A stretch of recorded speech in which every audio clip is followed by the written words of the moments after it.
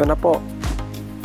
Kulang na lang po. Ayan o. Heatsink tsaka yung IGBT sa high side.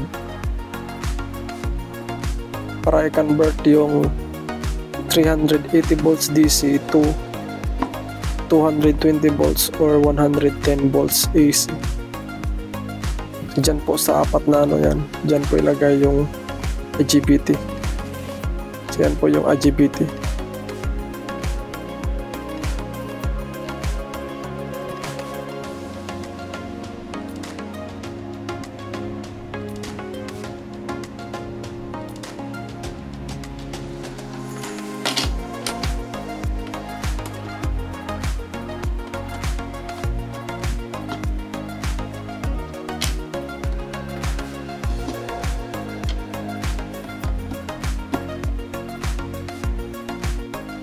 Ito na po, nakabit ko na po yung IGBT nya. Heatsink na lang po ang kulang.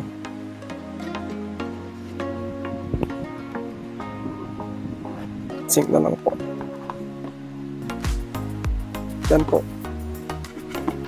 Yan po yung 2-temple driver. So yan po yung nagda-drive sa 8 MOSFET.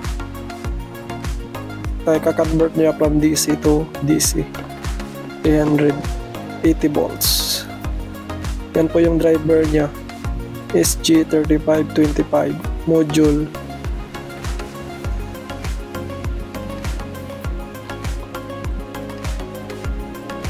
So ngayon iti-test natin yung output niya sa DC. Kailangan makaabot siya ng 360 to 380 volts.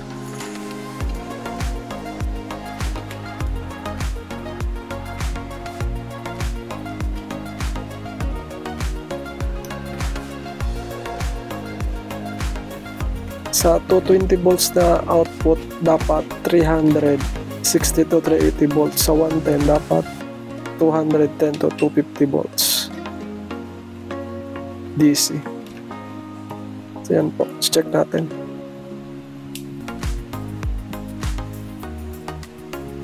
Yan po yung output niya, 380 volts AC, DC. Dapat may feedback po yan kasi pag walang feedback, paabot po yan ng 400. So, importante po yung feedback. So, nakaset na po yung feedback dyan. Yan po yung nag-push pull niya.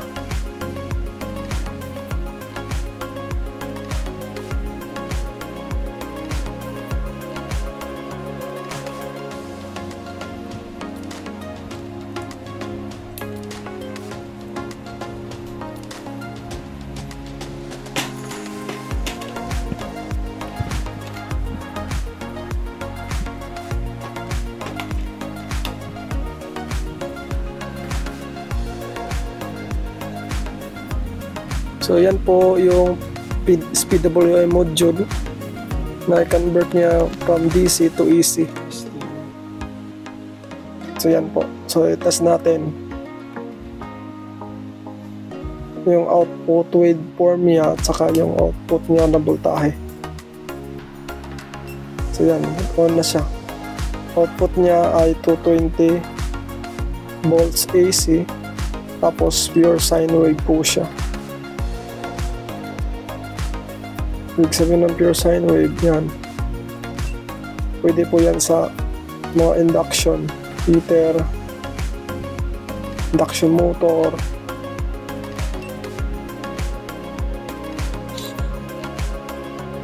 electric fan, yung mga sensitive sa waveform, yan pwede yan.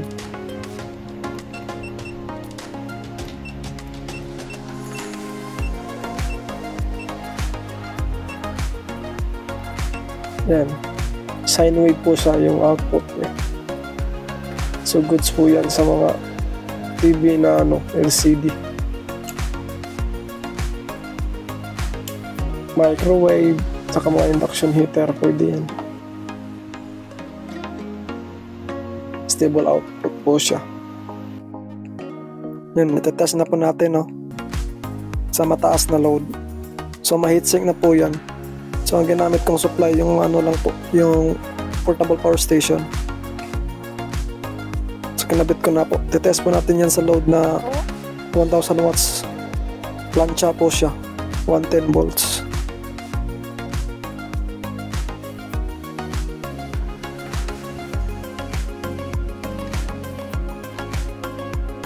Yan po, plancha po, 110 volts. Test po natin, test load, kung kaya ba niya.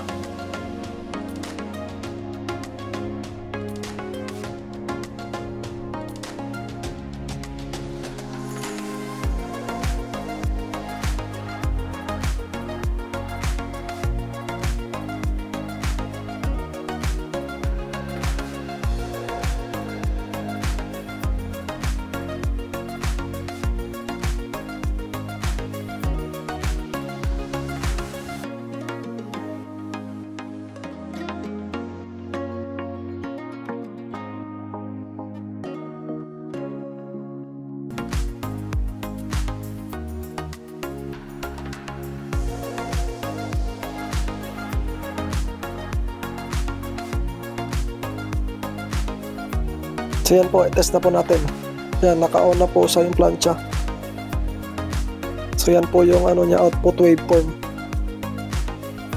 Ayan po, 3 volts lang yung binaba sa 110. Kayang-kaya niya yung plancha na 1000 watts.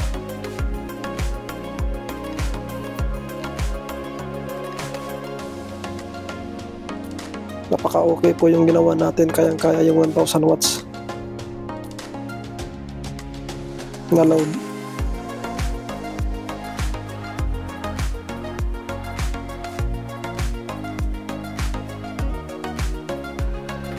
So yan lang po.